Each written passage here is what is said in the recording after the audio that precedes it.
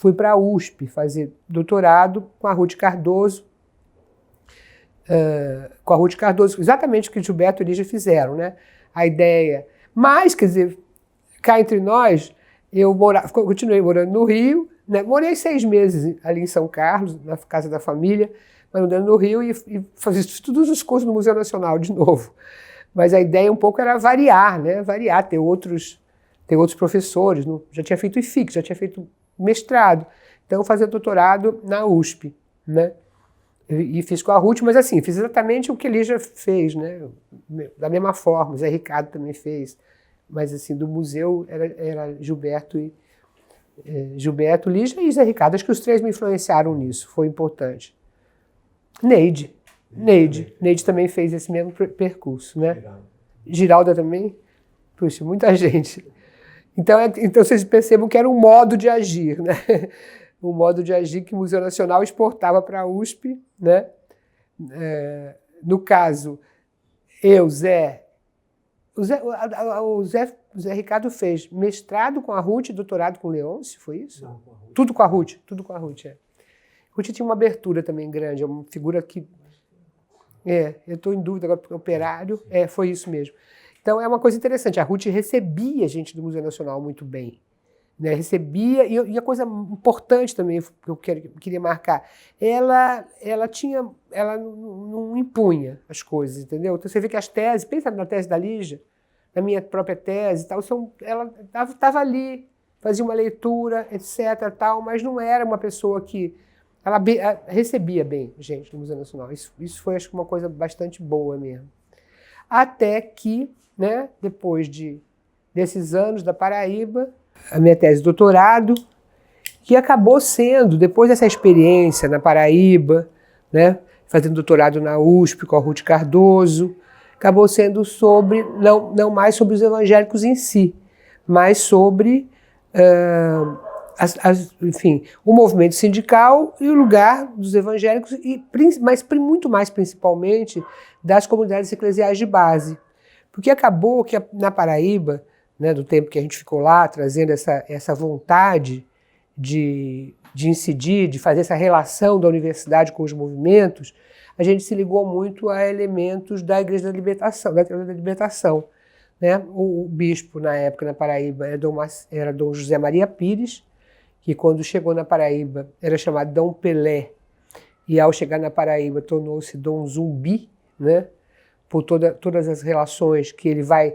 A gente costuma dizer, se convertendo à teologia da libertação, e também foi criado uma segunda diocese na região de Guarabira, onde o bispo era Dom Marcelo Cavalheiras, que era realmente alguém que muito importante, né, nas relações da igreja com os movimentos sociais. Então, lá em Guarabira, né, a hoje escritora famosa, Maria Valéria Rezende, na época era apenas uma pessoa que fazia o trabalho, né, pastoral em Guarabira, e a gente se reuniu, então, o grupo da universidade com esse grupo vamos dizer assim, da Igreja Progressista da Paraíba, que foi muito importante. Então, quando o Moacir, por exemplo, e um grupo de pessoas do museu chegam com a CONTAG para as primeiras greves da Paraíba, a relação, então, com a Igreja Católica era maior até do que com o sindicato tradicional, né? Então, a gente teve uma outra experiência importante na Paraíba de relação, né, com o Rio, com o Museu Nacional, com essa maneira de fazer academia e movimentos sociais, trazendo também a Igreja Católica, né, que não era tão importante em Pernambuco. Não é que ela não fosse importante, mas o movimento sindical ele tinha uma outra configuração em Pernambuco diferente da Paraíba. Na Paraíba, a oposição sindical, o chamado novo sindicalismo, ele está muito num berço católico, né? Então, num berço católico progressista e muito ligado a Dom Marcelo Cavalheiras e a Diocese de Guarabira, né, onde você tinha um centro de formação de educação popular, né, capitaneado pela Valéria Rezende, como eu disse, e que fez uma relação muito forte com a gente, né, da Paraíba. Tanto assim que a Margarida Maria Alves mesmo, ela era fruto desse movimento. E a Elizabeth Teixeira também, de certa forma, ela se aproxima tanto dos grupos que tinham em João Pessoa, como dos grupos que tinham na Paraíba quando ela volta. Então, quer dizer, isso tudo influenciou muito a escolha da minha tese de doutorado, né? Aonde eu comecei a fazer, então, justamente um pouco assim, a história dos movimentos sociais e parei muito nas ligas camponesas, né? E é isso que eu estava querendo dizer, as ligas como um momento da história, da memória de Pernambuco, estava bastante trabalhada já, tinha a tese da Aspásia Camargo, tinha a tese de outras dissertações de tese, mas da Paraíba tinha uma dissertação, que era uma dissertação da Bernadette, que fez com a gente, que foi importante para a gente passar dados dela para o Coutinho, quando o Coutinho foi fazer o Cabo Marcado para Morrer, mas não tinha um trabalho tão, assim, mais forte sobre Paraíba. A profusão de trabalho sobre Pernambuco, tudo que Pernambuco é estudado, em comparação a Paraíba, você não era uma coisa meio desigual, né? Então foi por isso que eu escolhi, de corpo e alma, né, fazer esse trabalho sobre, quer dizer, um pouco o lugar da Igreja Católica nos movimentos de trabalhadores rurais, né, camponeses e assalariados na Paraíba. E foi aí, por exemplo, que eu posso ver uma ponte com a dissertação de mestrado, que é ver os escritos da época, né, de Julião, em Pernambuco, e outros mediadores na Paraíba, aonde você percebe o papel importante que alguns evangélicos tiveram nas ligas camponesas, né? Então, Elizabeth deu uma belíssima entrevista contando que João Pedro aprende a ler para ler a Bíblia, né? O que significava o latifúndio na época das ligas, está muito ligado à hierarquia católica, né? Hierarquia católica que, por sua vez, estava muito, né, vamos dizer assim, abençoava, né? Abençoou a escravidão, abençoou depois outras formas de cambão que apareceram por ali, que significava uma liderança tornar-se evangélica. Significava uma certa independência, né, uma certa independência da Igreja Católica, mas ao mesmo tempo uma independência da Igreja Católica, uma possibilidade de, vamos dizer assim, suprir demandas religiosas dos seus próprios trabalhadores. Agora é interessante que isso acontece antes do golpe de 64 e depois do golpe de 64, quem vai, na verdade, pegar esse legado é a Igreja Católica Progressista, né? Que é isso que eu acho muito rico, porque teve um papel muito importante. Na Paraíba, por exemplo, tem casos muito emblemáticos, né, que é Dom Helder Câmara, junto com Dom José Maria Pires e um outro bispo, tangendo o gado de Alagamar, quer dizer, tirando o gado dos patrões, dos roçados dos trabalhadores. Quer dizer, a hierarquia católica se coloca depois de anos, né, depois de Medellín, de Puebla, do Vaticano II, se coloca a favor, né, dos trabalhadores de uma maneira ostensiva, clara, né? Foi um período, uma conjuntura que se juntou muito importante à religião. É como se você não pudesse falar do movimento sindical, seja pela luta pela terra na Paraíba, se você não colocar a Igreja Católica. Assim, não tem como, né? Essa Igreja Católica progressista desse momento. E acabou que minha tese de doutorado foi sobre isso, né? Foi sobre essa coisa, essa história que vem, que não é só católica, que tem justamente um lado que é protestante. Um pouco pensar a religião em relação. Aí Bourdieu, etc., né? Campo religioso, né? O que estava em jogo, que disputas existiam, né? E foi assim que eu pude fazer essa tese de doutorado.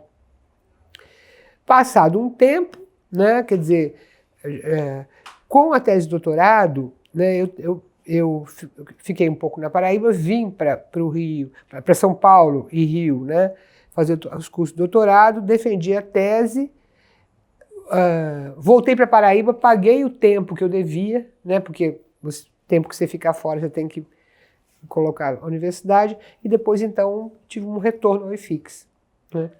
É um retorno ao IFIX, eu digo retorno porque passei pelo IFIX, etc., né?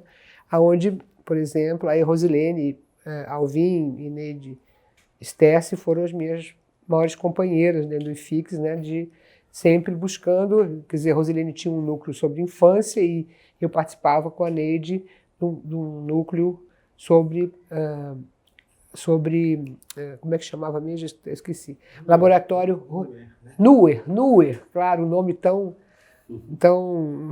né, significativo, do NUER. Então essa é um pouco essa volta, né, que eu estou contando do IFIX para toda essa coisa, São Paulo, Paraíba e tal, IFIX de novo. E é isso. E aí, um pouco atendendo, quer dizer, e quando eu volto, claro, eu tenho uma ligação bastante forte com o ISER, né? Então fica IFIX, ISER, ISER, IFIX, um pé em cada canoa, para o bem e para o mal. Por que para o bem e para o mal? Porque dentro, né, é um pouco, você tem sempre essa coisa, né, militância, academia, e às vezes da academia te acham muito militante e da militância te acham muito acadêmico, né? Isso é vamos dizer assim, é um desafio, né, que a gente que coloca isso, né, em pauta, tem que sofre, né, muitas vezes. Mas eu acho que é aí que está a riqueza, né? Eu não me arrependo de nada, não, mas eu senti na época, muitas vezes, vamos dizer, esse desafio, né? De fazer essa relação de uma maneira respeitosa, porque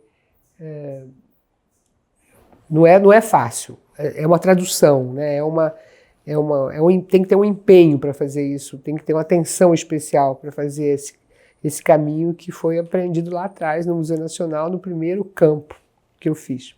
Então, depois que eu defendi a tese de doutorado, eu tive vontade de voltar para o Rio, né? Acho que tinha várias relações, ficar mais próximo da família, tudo isso contou, né? E eu contei com uma ajuda muito grande, muito importante, de 3 professoras do IFIX, né? E que foram Ivone Magui, Rosilene Alvim e Neide Sterce, que souberam negociar uma vaga para eu vir transferida. Então isso foi uma coisa assim, muito boa que aconteceu naquele momento, porque com isso eu pude deixar... Claro que eu esperei a Paraíba conseguir configurar uma vaga, isso era muito importante na época, você ter transferido e deixar o seu departamento poder ter uma vaga. E aí, então, com essa coisa, eu voltei para o IFIX com esse apoio, né, dessas 3 pessoas. Claro, outras pessoas participaram, mas eu estou falando das 3 que levaram isso adiante, né? E como estava contando para vocês, integrei uma coisa bem importante do IFIX naquele momento é que a Fundação FOR ela estava dando alguns apoios para as universidades públicas, né? E foi assim que a gente conformou os vários laboratórios temáticos, né? No IFIX, que foi uma experiência muito boa e muito linda, porque você ter os alunos da graduação a possibilidade de fazer pesquisa, de se engajar tematicamente, isso foi muito bom. E no NUER, né, que era o Núcleo de Estudos Rurais, com esse nome NUER, né, para lembrar a literatura antropológica, né, vários alunos foram formados, inclusive Letícia, né, que hoje é diretora da FASE, e muitos outros alunos foram formados, e de alguma forma a gente reproduziu ali no NUER, de uma outra forma, também essa aliança contraditória, importante, difícil, complicada, da produção acadêmica com, né, vamos dizer, os compromissos políticos, né? Eu citei o caso da Letícia agora porque é uma coisa bem interessante, que ela foi para o norte fazer uma pesquisa dentro do NUER do que a gente estava fazendo. E acabou casando por lá, né? Sendo mãe por lá. Avelino Gans era o entrevistado dela na época. E hoje está nesse lugar importante na FASE.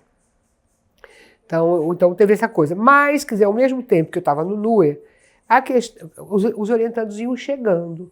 E os orientandos chegando, eles não tinham só demandas rurais, né? Como eu tinha essa coisa da religião também, muitas vezes eles procuravam.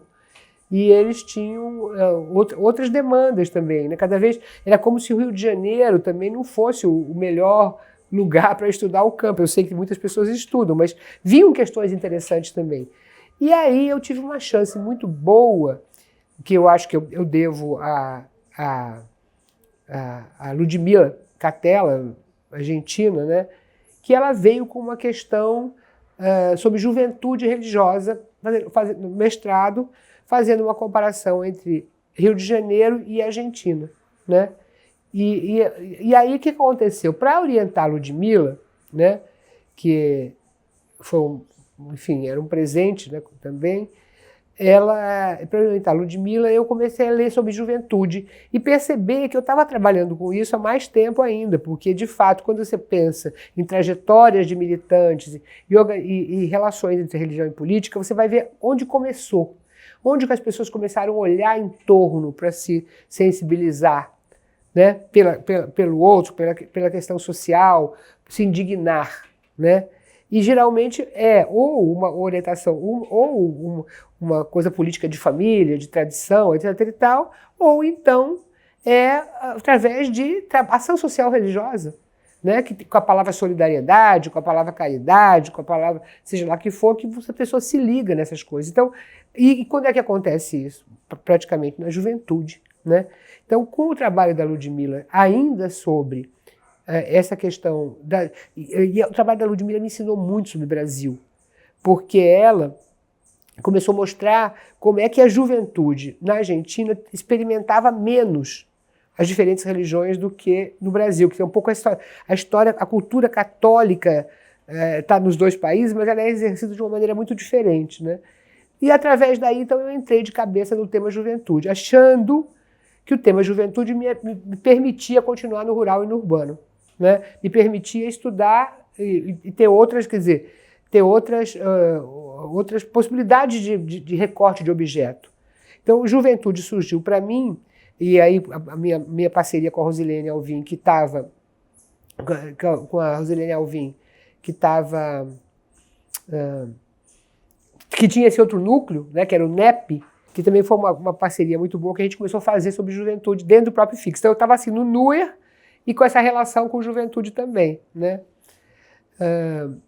Então acho assim, os dois exemplos que eu quero dar é da Letícia Tura e da Ludmilla, que foram momentos assim que reforçaram no IFIX uma tradição, né, que vinha do museu, que tinha passado pela Paraíba, e depois a Ludmilla como uma coisa de um deslocamento de território que me permitiu, que teve muita importância na minha vida, como por exemplo, né, ter sido chamado em 2004, né, pelo Instituto de Cidadania para fazer o diagnóstico da juventude brasileira, né, que seria entregue ao presidente da República recém-eleito, né, presidente Lula, recém-eleito naquele ano, que estava preocupado com a juventude brasileira.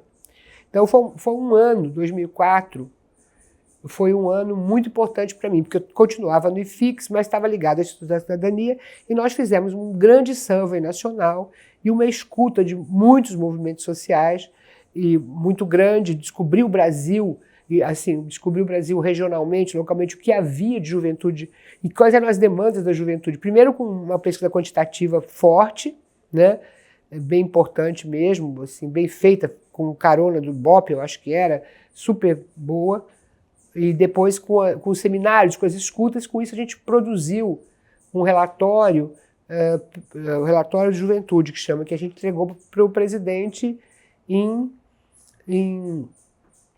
eu acho que foi, não tenho certeza, mas eu acho que foi em dezembro de 2004, eu acho que foi. Quando foi em 2000... Bom, como é que termina 2004? Termina eu no IFIX, né, e pedindo, de alguma forma, o IFIX querendo organizar o seu próprio ano e eu não sabendo se ia para o governo ou não. E aí teve um momento lá que tinha que definir quem ia dar as cadeiras, quem ia fazer, não sei o quê. Eu fiz uma contagem de tempo e tive uma surpresa que minha aposentadoria saiu em 15 dias, né? Foi uma coisa assim, louca, porque foi um ato um pouco... Eu não queria envolver muitos meus colegas numa discussão se eu poderia ou não ir para o governo, tal, e naquele momento meu chefe de departamento também fez uma frase que talvez não tenha tido nem tanta importância, mas para mim teve na época, que o governo queria sugar os quadros da universidade, e aquilo me tocou, e eu não queria botar todo mundo nesse rolo, etc e tal, então eu fiz uma coisa assim, pedi a aposentadoria, que saiu em 15 dias, em dezembro de 2004, que até hoje eu sofro muito com isso, porque deu tudo, quer dizer, na verdade isso fez com que eu tivesse perdido toda uma parte da carreira universitária, né, e todas as pessoas que conseguiram ficar, ou fizeram, né, concurso para titular, ou fizeram associado 1, 2, 3, 4, fui lá adjunto 4 em 2004. Por quê? Porque a política é assim, você podia ser chamada, mas podia não ser, né? Então não podia garantir nem que eu ia, nem que eu ia ficar, não podia pedir licença. Política é uma coisa complicada, a gente sabe, né, que são muitas acomodações a serem feitas, né, muitas coisas. Então não é uma coisa que você pode definir dessa forma. Eu acho que eu fui um pouco intempestiva, hoje eu acho isso, eu teria outras formas de arrumar isso, mas aí quando foi em fevereiro não,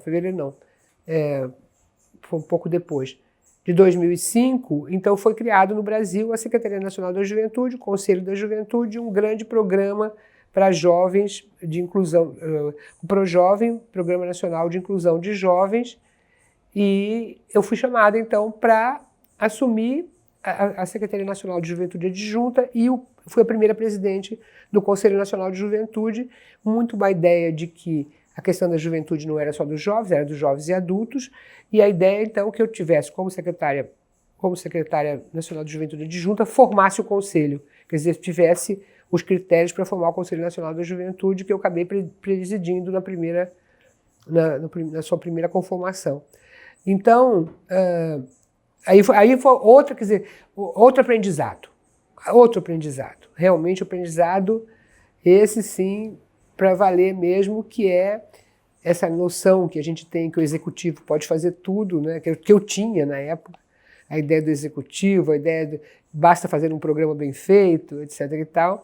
Você tem que lidar com o legislativo, lidar com o judiciário, saber dos limites, da correlação de força, e tudo isso foi foi um aprendizado brutal. Também, mais uma vez, a relação academia e militância muito forte, as tensões que ocorrem em relação a isso, né?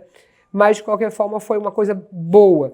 Até em termos tanto do rural como de religião, essa experiência um pouco ajudou a fazer, por exemplo, os encontros da juventude rural na sua diversidade, né? A também aconselhar e ter papel importante de perceber no próprio conselho, naquele momento, a gente incluiu a religião como cadeira, né? Porque, na verdade, todas as pesquisas mostravam que a juventude tinha uma organização a partir, mesmo a juventude rural e urbana, né? A partir dos seus espaços, né, de socialização e sociabilidade que tinham muito a ver com a religião. Então, naquele primeiro momento, a gente consultou a CNBB e a Pastoral da Juventude, e a Pastoral da Juventude indicou alguém para a cadeira. Consultou. O movimento evangélico era mais difícil, porque enquanto a Igreja Católica é universal, hierárquica e centralizada, o mundo evangélico, como vocês sabem, é uma árvore com muitos galhos que não se comunicam. Então, descobrir alguém para o Conselho Nacional da Juventude que fosse evangélico deu um pouco mais de trabalho, mas a gente tinha algumas experiências dentro do Poder Legislativo, tinha os evangélicos que tinham participado, inclusive,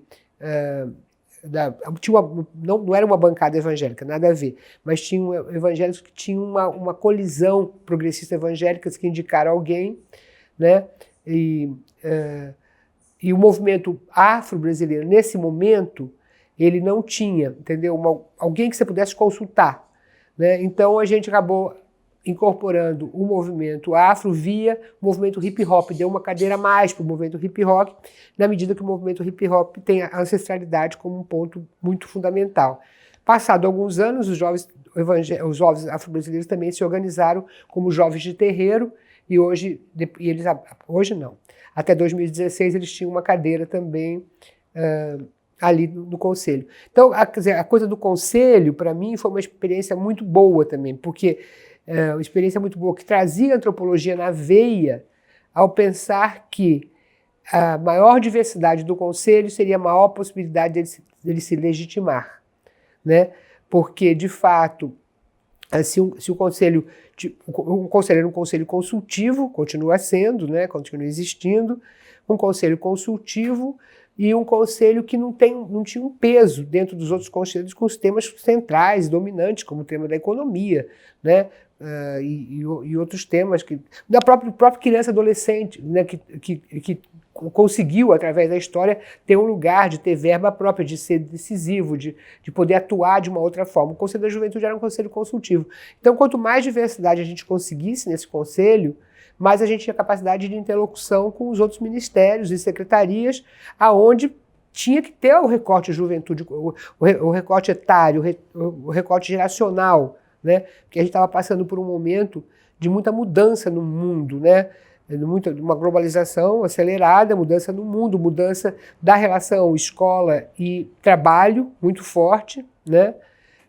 Essa relação escola e trabalho, aquela coisa que todo mundo já sabe, né? Que nunca você tivesse, nunca houve tanta, vamos dizer assim, elevação da escolaridade, quer dizer, os jovens têm mais estudos do que seus pais, né? No entanto, tem mais dificuldade de entrar no mercado produtivo, no mercado de trabalho, por várias mudanças que houveram no mercado de trabalho e tal.